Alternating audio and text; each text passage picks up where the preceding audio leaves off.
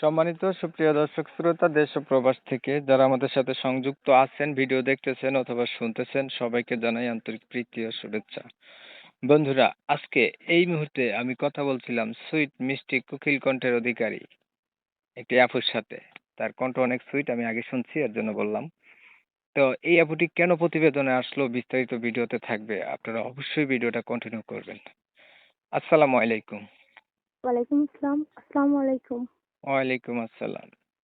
তো মিষ্টি কণ্ঠের অধিকারী আপু, আপনি কেমন আছেন? আলহামদুলিল্লাহ। ভালো আছেন, ভালো থাকবেন, ভালো থাকাই কামনা করছি। তবে আপনি প্রতিবেদনে কেন আসছেন একটু শুনতে চাচ্ছি, বলেন। আসলে আমার আম্মু মারা গেছে। তারপরে আমার আব্বু বিয়ে করে ফেলছে আর কি। হুম। তো আমরা 2 বোন। হুম। সৎ মার অত্যাচারে এখন খালার কাছে থাকি।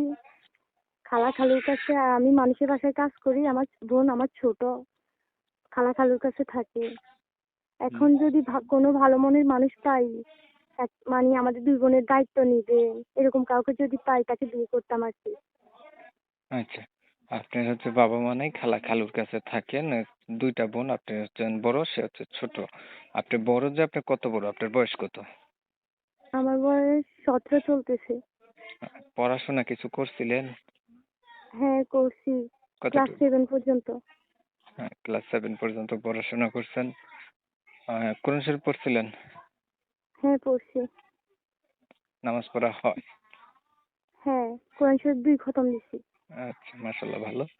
ঠিক আছে আপু, আপনি একটু ওয়েট করেন, আমি দর্শকদের জন্য ক্লিয়ার করতেছি আপনার বিষয়টা। প্রিয় দর্শক শ্রোতা, আপনারা শুনছিলেন আমি যে আপুর সাথে কথা বলছিলাম, আপুটি হচ্ছে প্রতিবেদনে আসছে ভালো একটা মানুষের জন্য।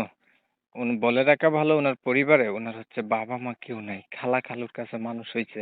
মানে বাবা মা নাই বলতে ওনার নিজের মা নাই, ওনার বাবা আছে, আরেকটা বিয়ে করছে, সৎ মার কারণে উনি হচ্ছে খালার কাছে যায় থাকতে হয় আর কি। এখন বুঝেনি তো, বাবা থাকতেও নাই, মাও নাই, এই হচ্ছে বিষয়টা।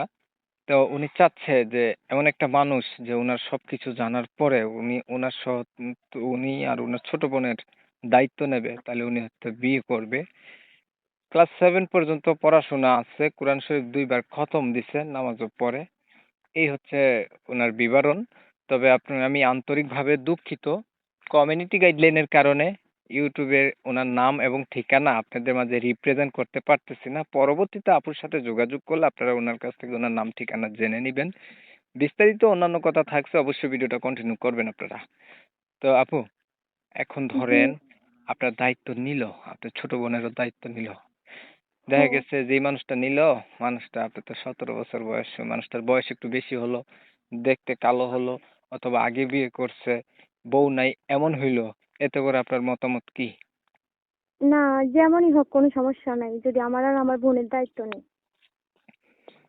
যেমনই হোক সমস্যা নেই, কারণ আপনার বয়সের সাথে তো একটু ম্যাচুয়াল করা উচিত, কারণ আপনার 17 বছর, ইনটেক ভার্জিন উম একটা মেয়ে। তাহলে আপনার এই ক্ষেত্রে আপনি কেন বয়স্ক মানুষের কাছে বিয়ে বসবেন কোন? আসলে মানুষের বাসায় কাজ করার থেকে বয়স্ক মানুষের কাছে বিয়ে করাটা অনেক ভালো, বুঝছেন? প্রিয় দর্শক, শুনছেন ওনার মনে কতটা কষ্ট? উনি হচ্ছে মানুষের বাসায় কাজ করার চাইতে বয়স্ক মানুষ হইলে সেটাও ভালো। তাহলে মানুষ কতটুকু কষ্টে থাকলে এই কথাটা বলতে পারে, আপনারা বিচার করবেন আর কি। তো